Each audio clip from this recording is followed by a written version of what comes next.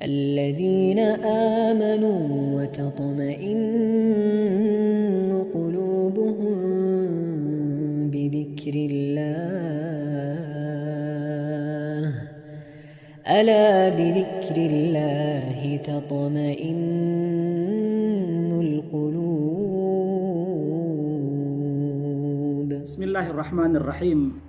الحمد لله رب العالمين وبه نستعين في أمور الدنيا والدين والصلاة والسلام على أشرف الأنبياء والمرسلين نبينا محمد وعلى آله وصحابته أجمعين وبعد.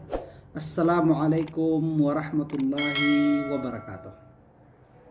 Ang topic natin ngayon insyaAllah ay ito'y continuation sa ating topic noong nakaraang araw. Opo, na topic natin yung haligi ng Islam, and then naisunod natin ang haligi ng iman o ng pananampalataya. At insyaAllah sa oras na ito ay itatopic na naman natin ang al-ihsan. Al-ihsan. Ito po ang tawag dito. Ito po ang mga pangunahing aral sa Islam. Opo. Matapos tayong mag-Muslim, tayo na ay nasa Islam. Ngunit, nung nasa Islam na tayo, kailangan na naman natin ngayon maging mananampalataya. Sa pamamagitan ng malaman natin kung sino ang tunay na Diyos na ating sinasampalatayaan, pananampalataya natin sa mga sugo, sa mga anghel, sa mga banal na kasulatan, pananampalataya natin sa pagkabuhay muli, and then pananampalataya natin sa ating kapalaran. Opo. So, kapag naisagawa natin ang ito, tayo ay matawag na mu'min. Tayo ay matawag na mananampalataya. Isang Muslim na mananampalataya. Opo, isang Muslim na mananampalataya. So maraming Muslim ngunit hindi mananampalataya. Maraming Muslim pero hindi sila mananampalataya. Bakit natin nasabing hindi sila mananampalataya? Dahil hindi nila sinusunod kung ano ang utos ng Panginoon, ano ang utos ng sugo, hindi nila sinusunod. Ibig sabihin, pumasok lamang sila sa Islam, pero wala pa sa kanila ang tinatawag na iman, pananampalataya. Dahil ang iman, mga kapatid, ang pananampalataya, ito ay pagbigkas ng ating dila at pag-ikrar ng ating puso. Opo, ibig sabihin ng ikrar ay pagtanggap ng ating puso at paggawa ng ating ng bahagi ng ating katawan. Yun po ang ibig sabihin ng pananampalataya or iman. Opo. So, kapag ang isang tao ay mananampalataya, ang ibig sabihin po nito, ang ibig sabihin po niyan ay siya ay binibigkas niya na siya ay mananampalataya kay Allah, sa kanyang sugo, sa kanyang mga anghel, sa banal na kasulatan. Binibigkas niya na siya ay nananampalataya sa pagkabuhay muli at sa kapalaran. And then ito ay tinatanggap at pinaniniwalaan ng kanyang puso. Ito ay tinatanggap at pinaniniwalaan ng kanyang puso. And then, dahil kanyang binigkas at pinaniniwalaan at tinatanggap ng kanyang puso, isinasagawa ng kanyang bahagi ng katawan. Ibig sabihin, na isasagawa niya ang pagsamba. Opo. So, ngayon, kung tayo ay isang Muslim na, tayo ay isang mu'min na, mananampalataya na tayo, mayroon tayong isang kulang. Ano po yung kulang na ito? Ito po ang tinatawag na al-ihsan. Ito po ang tinatawag na al-ihsan. Ano po ang al-ihsan? Al-ihsan, mga kapatid, opo, ito ay sinasabi natin sa wikang Tagalog na pagiging mabuti. Al-ihsan, pagiging mabuti. Opo. Ngunit si Propeta Muhammad, sumakanya nawa ang pagpapala at kapayapaan, tinanong siya ni Anghel Gabriel, "O Muhammad, ano ang ihsan?" Ano ang ihsan? Ang sabi ni Propeta Muhammad sallallahu alaihi wasallam, "Al-ihsanu an ta'budallaha ka'annaka tarahu, fa in lam takun tarahu, fa innahu yarak." Al-ihsan an ta'budallaha, ka'annaka tarahu, fa in lam takun tarahu, fa innahu yarak. Ano ibig sabihin nun? Sabi niya, ang ihsan, yaong sasambahin mo si Allah na kahalintulad na siya ay iyong nakikita. Kahalintulad na siya ay iyong nakikita. Nasa harapan mo siya.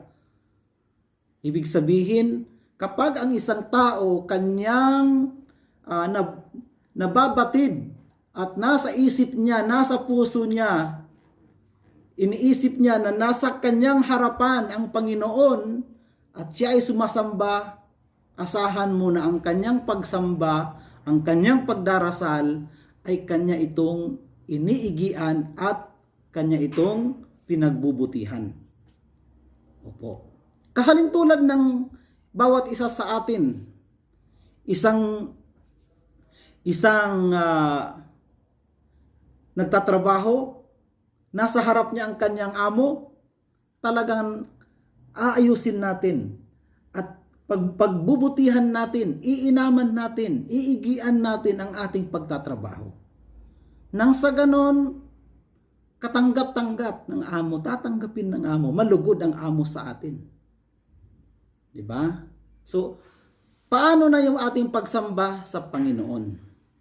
Sabi niya, fa in lam takun tarahu, kung hindi kaya ng iyong concentration na nasa harapan mo si Allah, fa innahu yarak.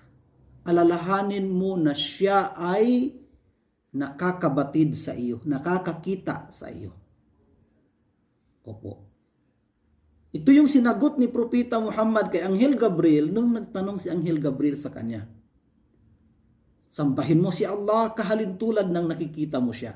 Kung hindi, tandaan mo na ikaw ay kanyang nakikita. Ang pinakamahalaga sa ihsan ay ang ating pagsamba. Opo. Ngunit, maraming uri ng al-ihsan, mga kapatid. Marami pong uri ng al-ihsan. Mayroong tinatawag na al-ihsan sa ating mga magulang, pagiging mabuti sa ating mga magulang, pagiging mabuti sa ating kapitbahay, pagiging mabuti sa asawa, pagiging mabuti sa trabaho, pagiging mabuti sa lahat ng ating mga pang-araw-araw na gawain. So, ang isang Muslim, ayon sa sinabi ni Propeta Muhammad sallallahu alaihi wasallam, ayon sa sinabi ni Propeta Muhammad sallallahu alaihi wasallam, sabi niya, mahal ng Panginoong Allah ang taong gumagawa ng isang gawain na kanya itong pinagbubutihan.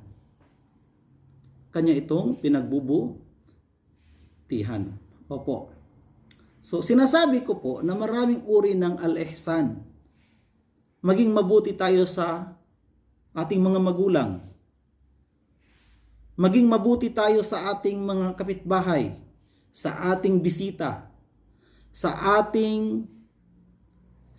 lahat ng mga tao. Pakikisalamuha natin sa mga tao. Maging mabuti tayo sa mga hayop. Opo, maging mabuti tayo sa mga hayop.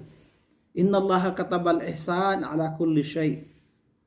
Tunay na si Allah subhanahu wa ta'ala ay kanyang inutos ang pagiging mabuti sa lahat ng bagay. fa idza qataltum fa ahsinul qitlah wa idza dabahtum fa ahsinu adh-dhibha. Opo, kapag kayo ay hahatol ng kamatayan, ay pag-igian ninyo ang paghatol ng kamatayan. At kapag kayo ay kakatay ng hayop, ay igian ninyo ang pagkatay ng hayop. Wal yuhidda ahadakum syafratahu wal yurih dabihatahu. Kinakailangan na pag ikaw ay kakatay ng isang hayop, kinakailangan na ang iyong gamit sa pagkatay ay napakatalas. Nang sa ganon, hindi mahirapan yung hayop na iyong kinakatay. Opo. So, inutos ni Allah ang pagiging mabuti sa lahat. Nangunguna dito ang pagiging mabuti natin sa ating pagsamba, pagdarasal sa Kanya. Kaya, anuman ang ating kayang gawin sa ating pagdarasal na alinsunod sa pamamaraan ng ating mahal na propeta Muhammad ay isagawa natin. Opo, dahil inutos sa atin ang pagiging mabuti sa ating pagsamba sa ating Panginoon. Ganon din sa ating mga magulang. Inutos din sa atin na maging mabuti sa ating mga magulang. Sinabi ni Allah subhanahu wa ta'ala sa Quran, kanyang sinabi, وَقَضَى رَبُّكَ أَلَّا تَعْبُدُ إِلَّا إِيَّاهُ وَبِالْوَالِدَيْنِ إِحْسَانًا وَبِالْوَالِدَيْنِ إِحْسَانًا وَقَضَى رَبُّكَ أَلَّا تَعْبُدُوا إِلَّا إِيَّاهُ وَبِالْوَالِدَيْنِ إِحْسَانًا. At inutos sa iyo ng iyong Panginoon na wala kayong ibang sasambahin maliban siya lamang, at sa inyong dalawang magulang ang pagiging mabuti.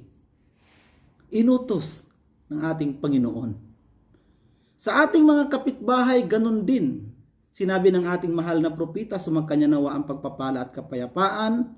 Kanyang sinabi, Wallahi la yu'min, Wallahi la yu'min, Wallahi la yu'min. Qila man ya Rasulullah? Qala, alladhi la ya'man jaruhu bawa'iqahu. La ya'manu jaruhu bawa'iqahu. O kama qala sallallahu alaihi wasallam. Hindi mananampalataya, sabi ni Propeta Muhammad. Sumpaman kay Allah, hindi mananampalataya. Sumpaman kay Allah, hindi mananampalataya. Tinanong ng mga tao si Propeta Muhammad, sino ang hindi mananampalataya o sugo ni Allah? Sabi niya, yaong hindi magkakaroon ng kapayapaan ang kanyang kapitbahay mula sa kanyang mga bawaik, masasamang gawa, mula sa kanyang mga pananalita at mula sa kanyang mga gawa. So, inutos sa atin ang pagiging mabuti sa ating mga kapitbahay.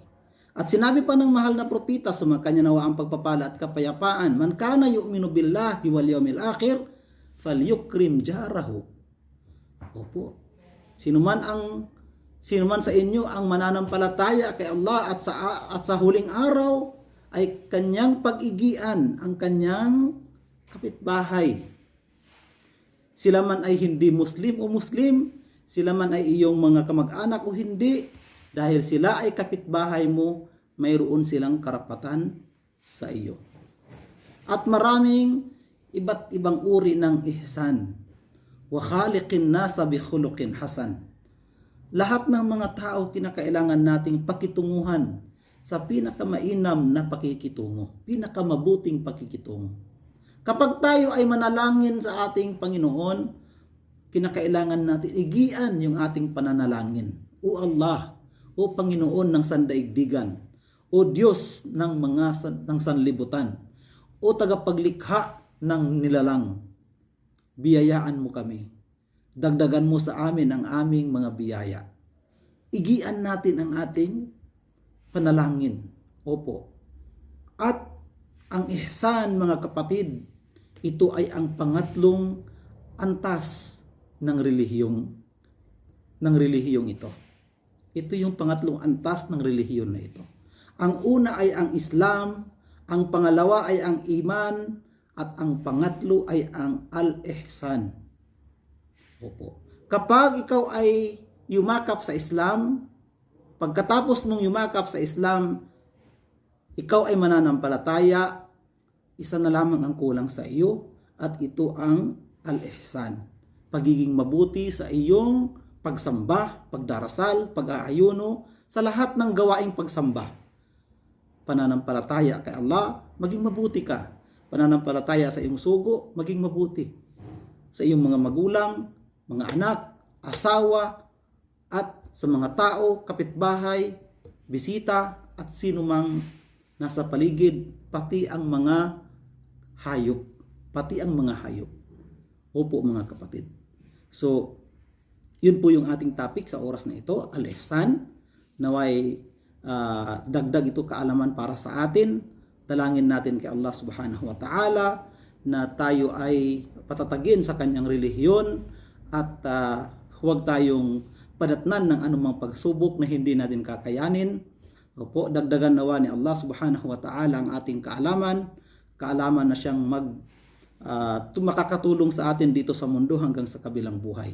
Wa akhiru da'wana anil hamdulillahi rabbil alamin.